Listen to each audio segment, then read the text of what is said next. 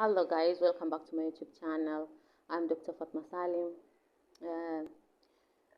Uh, this week I've had quite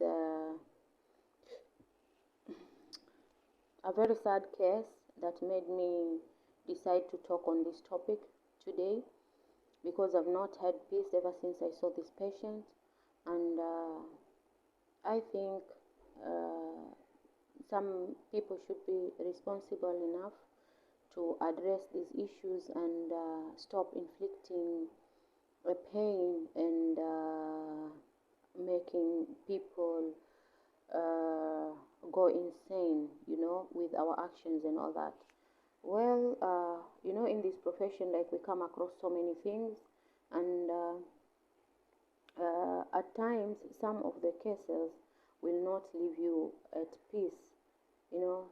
So this case has been with me in my sleep, in my, like, I've never had peace ever since I saw this patient. Well, kindly subscribe to my channel if you have not done so. I would very much appreciate, and my appreciation goes to all those who have been supporting me, whether you've been commenting, you've subscribed and all that. Just know that I very much appreciate you, and I would like this channel to grow and to educate as many people as possible, but all this will not be possible without your help. So I am kindly requesting that you take a minute and press the subscription button, and as well, I would appreciate if you can press on the notification bell, so that you can be notified every time I upload a new video. uh, well, so back to my case. uh, uh, on my usual busy day, as I was sitting, uh, this man came, opened the door, looked at me, and then closed it and went away. So, it happens sometimes. Maybe someone goes to the wrong office and all that, you just look, you open, you see a different person, then you go away. So I thought maybe that was one of those incidents. After some time, the patient opened the door again, got in, and sat down. I looked at the patient, just briefly, just to to get a hint of what could be the issue and all that, before you even start asking. It's usually good to gaze at a patient, take a look at a patient and see if you could identify anything. Well, so the first thing that got my attention was, like, the way the patient was dressed up. The face didn't look healthy. It looked like someone has been drinking alcohol. Someone has been, like, he looked quite unkempt, and the nails were so long with so much dirt in them and all that. So I looked at that patient, and then I was like, okay, I think I can guess what kind of a case this is gonna be. Well, so when trying to get his reason as to why he visited me, or he visited us, then he just went ahead and said, I have so many problems, but first thing, uh, I have issues with my eyes. I looked at the eyes, they were red and all that. So I was like, okay. So I'm just from an ophthalmologist. I was just checked and all that, but everything seems to be fine. So I am here. My second thing is that, of late I've been going through a lot of things, and first of all, I was given a compulsory leave. I was asked to utilize at least 2 weeks of my remaining leave. It's almost year end, and yeah, I had a lot of pending leave days. So I thought it was a good thing for me, being a bank manager. When this guy just said a bank manager, I went like, wow. So you are a bank manager? And he was like, yes, I'm a bank manager.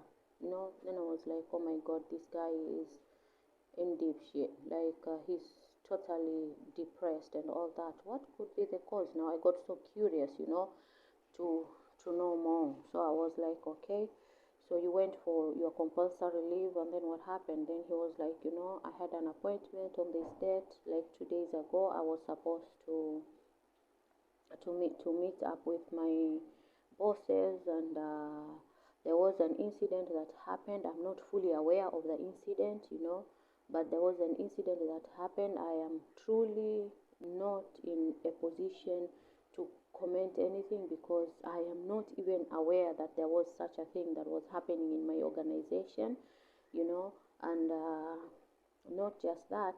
2 days before the meeting day, I got some quite disturbing letters through WhatsApp, and they totally disoriented me. Like, there were some other more issues that were raised which I was not aware. I am usually very prompt with my work, very efficiently. Like, I do my work, I give it all my best and all that. But when these issues were raised, I got totally confused, and I wasn't myself. So I missed the meeting date, because I couldn't bring myself up to go and meet people whom I don't even know what I'm going to say, or I don't know what is happening. So after receiving those WhatsApp messages, I just got disoriented. I went down.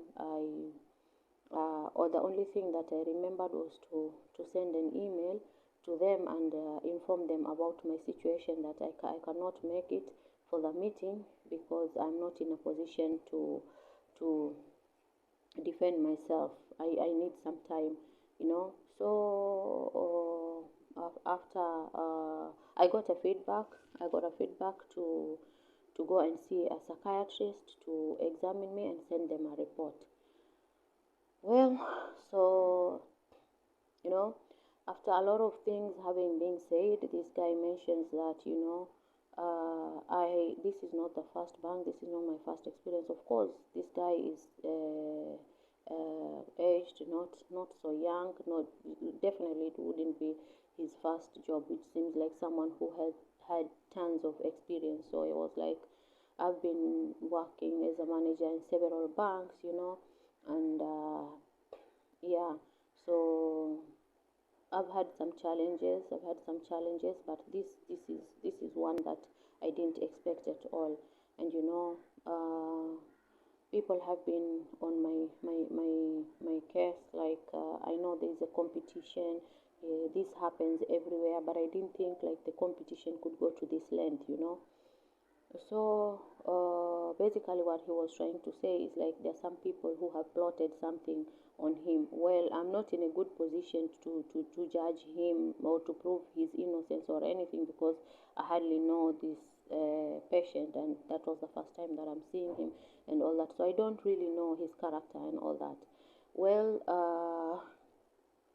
the patient looked so depressed, like severely depressed, super unkempt for a bank manager, and it got me thinking. Before I referred him to uh, a specialist, to a psychiatrist, I just couldn't help myself, and I went on mumbling like, "Don't let this put you down.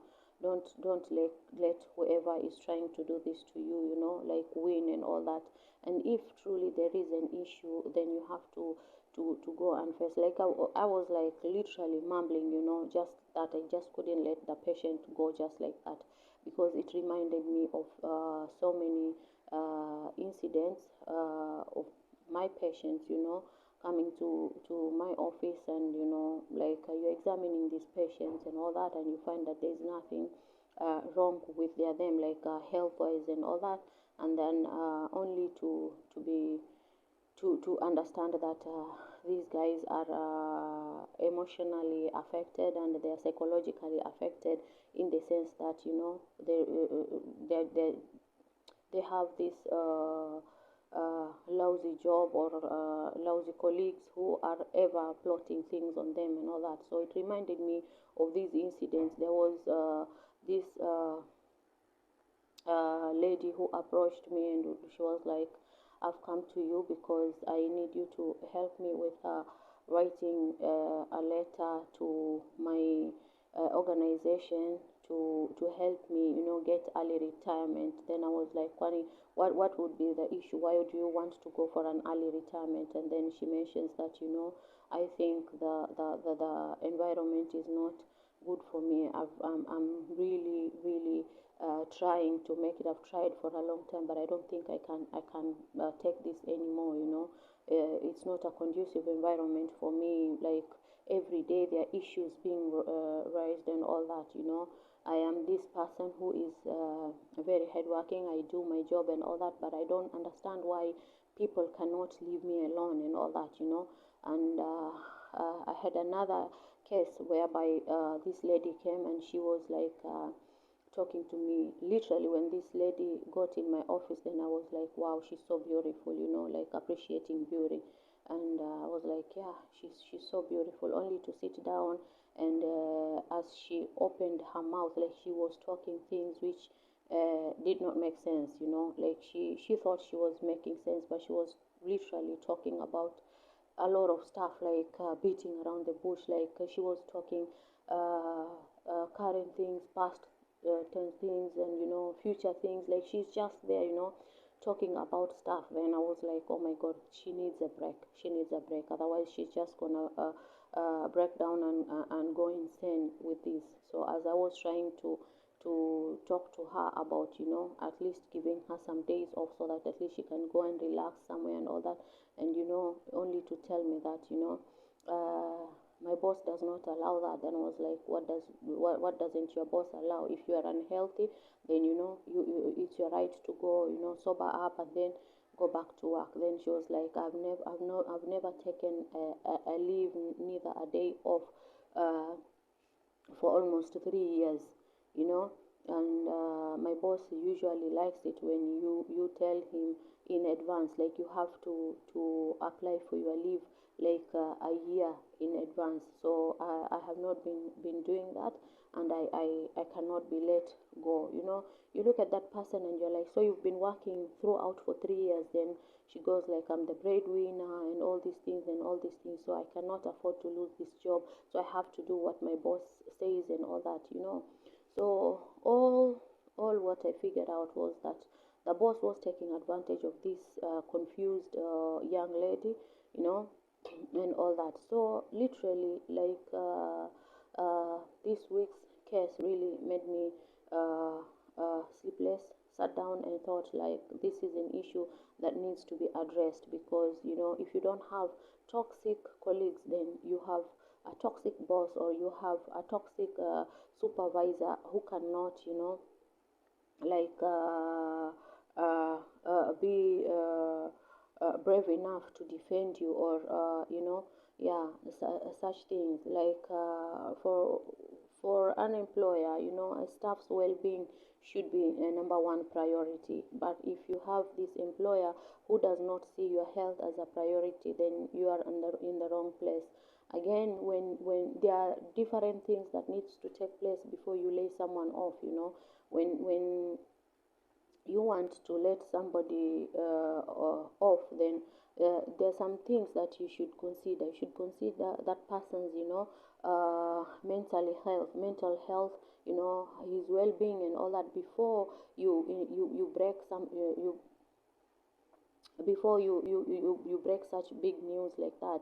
Again, you know, you don't just send people WhatsApp message, and a formal message through WhatsApp, and you expect that person, you know, to take it nicely and all that, you know, and be okay. First of all, you don't know in what situation that person is in, for you to just send a WhatsApp message and and tell them that, there's this and this, there's this accusation about you, there's this and that. That's not a way to do it. There are some disciplinary committees, there's some disciplinary sessions that should take place before you go and bluff somebody just like that. Blame someone for things which, because you don't know, there are always two sides of a coin. If you had this other side, then give that the person a chance to come and explain themselves. But before you do that, don't go ahead and throw bombs at that person, because people are different. Maybe you are capable of handling whatever comes your way, but some people are very weak. They cannot. Not that they are weak, but people sometimes have had enough, and they are most probably at the peak of their emotions, and then you just go and break something down just like that.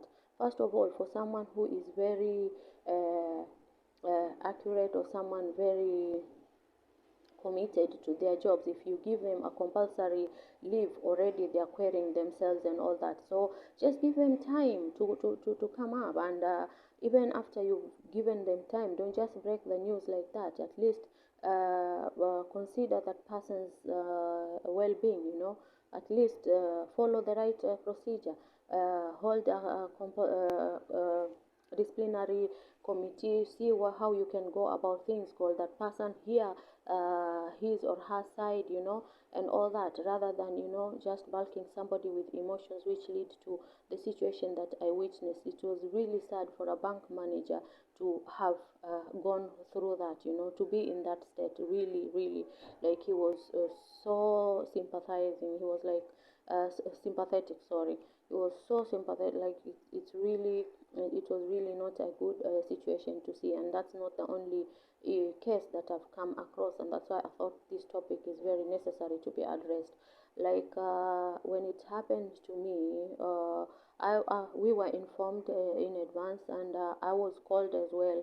I think 2 weeks before I received the termination letter. But even though I still went through depression, when I was laid off. I thought, like, oh my God, what is this? I couldn't pull myself up, because I was just 2 days from I just delivered a baby 2 days ago, and I had a very complicated labor. So I was going through a lot of things, and my son had been admitted, my firstborn had been admitted, in another hospital. So I was admitted in a different hospital, and he was admitted in another hospital.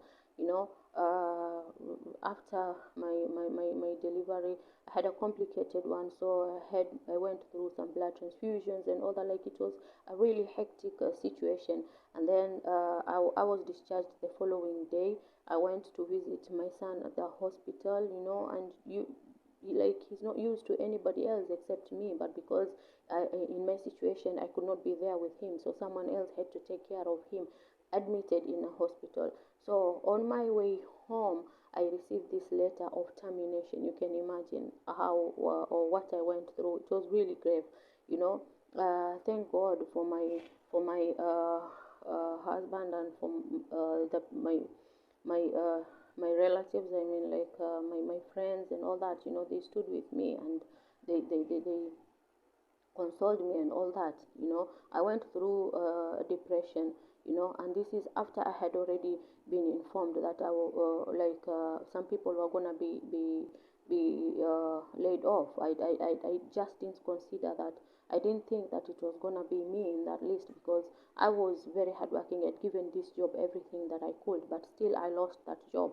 So, and after we had been, like, uh, we were talked to several times and all that, but still it was that's how I reacted to the situation. So you can imagine, someone who is very committed, someone who works so hard and all that, and then all of a sudden someone just comes and breaks the bomb on them just like that, without preparing them psychologically and all that. Definitely, what I witnessed is the actual situation that you'd expect for somebody to be in after being laid off just like that. Yeah. And for the toxic colleagues, or for the supervisors or for the manager, it's usually good to know your staff, to know their attitude, to know what they're capable of and all that. It's usually not good when you hear things, someone comes and tells you stuff, and then you just grab them just like that without giving that person a chance to hear their side of story and all that. You just believe what you've been told and you act upon it. You inflict a deep wound in that stuff, because some people are just committed and they're very serious about their jobs. So you don't just as a manager, you don't. Yeah, so for the it's usually good as a manager or as a supervisor to know your staff very well, to know what your staff is capable of and what is not capable of, because there are a lot of issues to do with toxic colleagues, jealousy colleagues, and all that. So just to be careful to avoid a scenario whereby you get to be manipulated or lied to in order to work against your staff, or to go against your staff, or to go against another staff, and for the benefit of someone else. Yeah, the things which are not even ideal or are not even true. So managers or supervisors should be aware of that, and should be like should at least give someone the benefit of doubt, at least hear from their parts and all that. As for the toxic colleagues, this world, whatever goes around comes around. What you do to your colleagues will catch up with you sooner or later, whether it happens to you or it happens to your close relative. But eventually you will pay for whatever you put forth. What goes around comes around. Again, rather than being jealous or envying someone else, go ahead, develop your career, do something. If you feel like someone else is outperforming you, add more effort. Just see how they're doing their things, or you can even ask for their opinion or ask for their guidance and all that. Rather than ensuring or trying to plot something or manipulate the situation and ensure that your colleague goes home because of your envy or your jealousy. It's not a good thing. Furthermore, even if that person is to go, it's not that their salary is gonna come to you. Yeah, so it's not that their salary is gonna come to you. Eventually someone else will be hired and the salary will go to them. It's not like the favors will come to you, because what's meant to be someone else will ever be that person's. It will never be yours. What meant to be yours will come to you. So there's no need of like causing promotions to your colleagues, because everyone has their own responsibility, and everyone is they have their own agendas and all that. It's not good to disorientate someone or to cause someone to lose their job, because it's like you are destroying someone else's family and all that. Anyways, I just had to put that forth. Thank you for tuning in. Kindly subscribe if you have not done so. Otherwise, thank you so much, guys, for your support. I very much appreciate. Let's ensure that